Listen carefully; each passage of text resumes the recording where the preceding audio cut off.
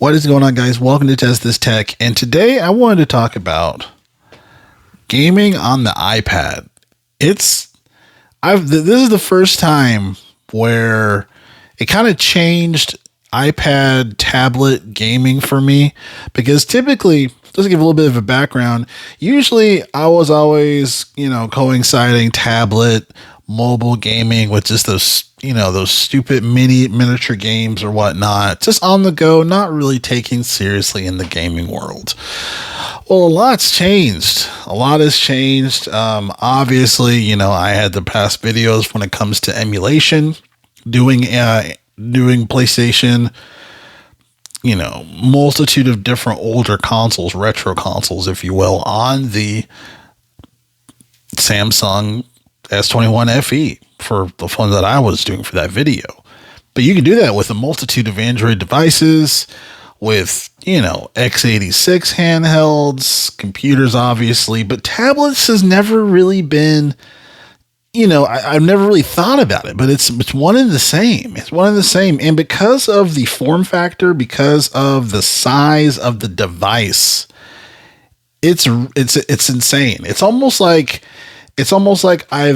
me playing when I was a kid, watching, on like a 32-inch or whatever screen size with my controller, Saturday morning or afternoon, playing a game or whatever.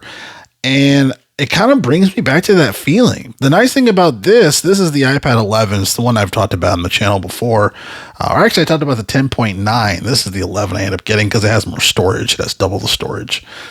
So it's not heavy at all. It's not heavy at all, which typically is one of the biggest concerns, I think, for those who maybe are not familiar with it, as far as, hey, how heavy is this going to be? That can be obviously an issue. Not an issue. The iPad 11 by itself is actually not that heavy. If you put it on a different case, say I have a keyboard case, in that case, putting it on that, it's pretty heavy, but this is nothing. So comfortability right there.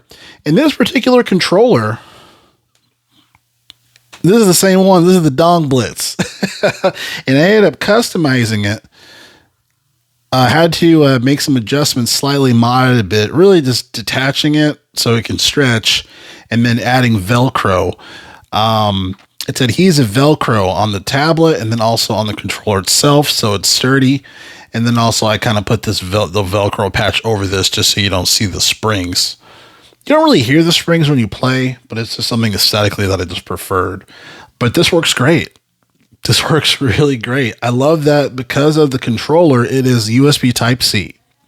So I'm getting no latency when it comes to playing, using the controller on it, like a Bluetooth controller. I usually try to veer away from Bluetooth controllers for the tablets or for the phones, just because I want the least amount of latency possible. One benefit on this too is that you get a headphone jack on the mobile controller.